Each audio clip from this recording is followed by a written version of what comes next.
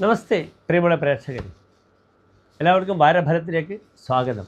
ഇവിടെ വാരഫലത്തിൽ നാം ചർച്ച ചെയ്യുന്നത് 1200 കർക്കിടക മാസം 14-ാം തീയതി മുതൽ 2025 ജൂലൈ 30-ാം തീയതി മുതൽ ഉള്ള ഒരു വാരത്തെ ശുഭാശുഭ ഫലങ്ങളാണ്.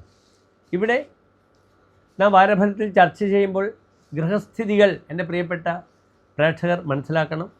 നാം ഈ വാരഫലം ചർച്ച ചെയ്യുമ്പോൾ അത്തം നക്ഷത്രത്തിലാണ്, കന്നിരാശിയിലാണ് ചന്ദ്രനുള്ളത്. മറ്റ് വിശേഷിച്ച് ഗ്രഹങ്ങൾക്ക് വലിയ സ്ഥാനചലനങ്ങൾ ഒന്നുമില്ല. ശുക്രൻ മിഥുനത്തിലേക്ക് ശക്തമായി വന്നു കഴിഞ്ഞു, ചൊവ്വയും കന്നിരാശിയിലേക്ക് വന്നു കഴിഞ്ഞു. അതിനാൽ നാം ചർച്ച ചെയ്യുന്ന ഈ വാരഫലം ശുഭാശുഭങ്ങൾ മേടം മുതൽ മീനം വരെയുള്ള 12 രാശിക്കാർക്ക് എപ്രകാരം അവരെ സ്വാധീനിക്കുന്ന ശുഭാശുഭ ഫലങ്ങൾ പ്രദാനം ചെയ്യുന്നുവെന്ന വിഷയമാണ്. എല്ലാ പ്രിയപ്പെട്ട പ്രേക്ഷകർക്കും നമ്മുടെ യൂട്യൂബ് ചാനൽ ഡോക്ടർ മാരാർജിയിലേക്ക് സുസ്വാഗതം.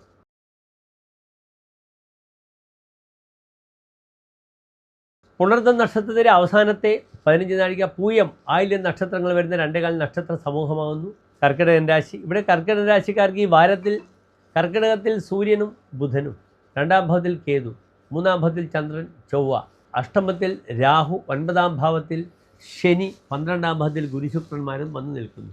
ഇവിടെ സ്വസ്ഥത ഗാർഹിക അന്തരീക്ഷത്തിൽ നശിക്കുന്നൊരു സമയമാകുന്നു. അനാവശ്യമായി തൻ്റെ കുടുംബജീവിതത്തിൽ ഭാര്യയും ബന്ധുക്കളുമൊക്കെ വന്ന് തനിക്ക് മാനസിക പ്രയാസങ്ങൾ ഉണ്ടാക്കാം. പൂർവികമായ സ്വത്ത് നഷ്ടപ്പെടുക, അതിൻ്റെ പേരിൽ വളരെയധികം ഷണ്ഠകൾ കൈവരിക തുടങ്ങിയ പ്രയാസങ്ങളൊക്കെ തന്നെ ഉണ്ടാകും.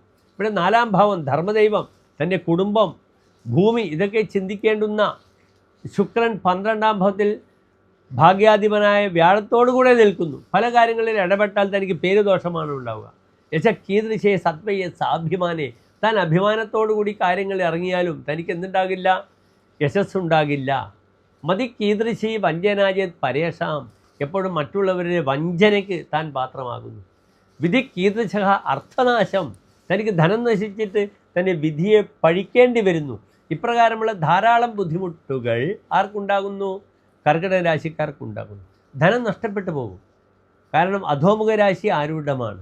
അഖിലേഹി ഹീയതേ വിത്താധിപിഹി, ധനം മുതലായ വിഷയങ്ങളിൽ തന്നെ എല്ലാവരും കൈവിടും, സുഹൃത്തുക്കളും കൈവിടും. വാഹനങ്ങൾ ശ്രദ്ധിച്ചുപയോഗിക്കണം, അല്ലെങ്കിൽ വാഹനാപകടം വരും.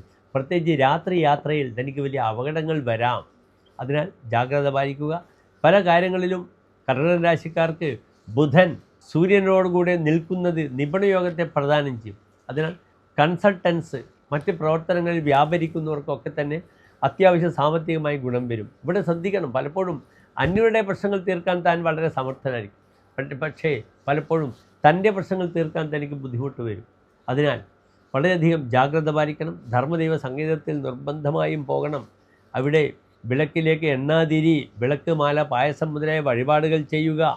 ഇതൊക്കെ ചെയ്ത് ധർമ്മദൈവങ്ങളുടെ അനുഗ്രഹം വാങ്ങണം. ധർമ്മദൈവം പ്രസാദിച്ച് കുളിർപ്പൂ തറവാടുകൾ എന്നാണ് പ്രമാണം. ധർമ്മദൈവം പ്രസാദിച്ചാൽ എല്ലാ ഐശ്വര്യവും ഒരു വ്യക്തിക്ക് ലഭിക്കുന്നു. അതിനാൽ ഐശ്വര്യത്തിന് ഉതകുന്ന രീതിയിലുള്ള ക്രിയകളിൽ സജീവമാവുക, സക്രിയമാവുക. മനസ്സിലുള്ള മാനസിക സംഘർഷങ്ങളെ തൽക്കാലം തരണം ചെയ്ത് മുന്നോട്ട് പോവുക. ശാരീരികമായി വളരെയധികം ശ്രദ്ധിക്കണം. ഫുഡ് പോയ്സൺ വരുന്ന വാരമാണ്. അതിനാൽ വയറിന് വേണ്ട ഭക്ഷണങ്ങൾ മാത്രം കഴിക്കുക. ഇല്ലെങ്കിൽ ഉദര സംബന്ധമായ രോഗം, അത് പൈൽസിലേക്ക് പോകാം. മറ്റ് അസ്വസ്ഥതകൾ, ഗ്യാസുമായി ബന്ധപ്പെടുന്ന അസ്വസ്ഥതകളാകാം. പല കാര്യങ്ങളിലും ധൈര്യം കൂടുതൽ പ്രകടിപ്പിക്കും. പക്ഷെ അത് തനിക്ക് ഗുണകരമായ രീതിയിൽ മാത്രം വേണമെന്ന് മാത്രം. സഹോദരങ്ങളുമായി ചേർന്ന് ചില സൗഹൃദങ്ങളൊക്കെ, പുത്തൻ സൗഹൃദങ്ങൾ വരിക. സന്താനങ്ങൾക്കും വലിയ ബുദ്ധിമുട്ടുകളൊന്നും ഈ ഒരു വാരം വരാനില്ല. എല്ലാ കർക്കിടക രാശിക്കാർക്കും ശോഭനമായ നല്ലൊരു വാരക്കാലത്തെ ആശംസിക്കുന്നു. നന്ദി, നമസ്കാരം.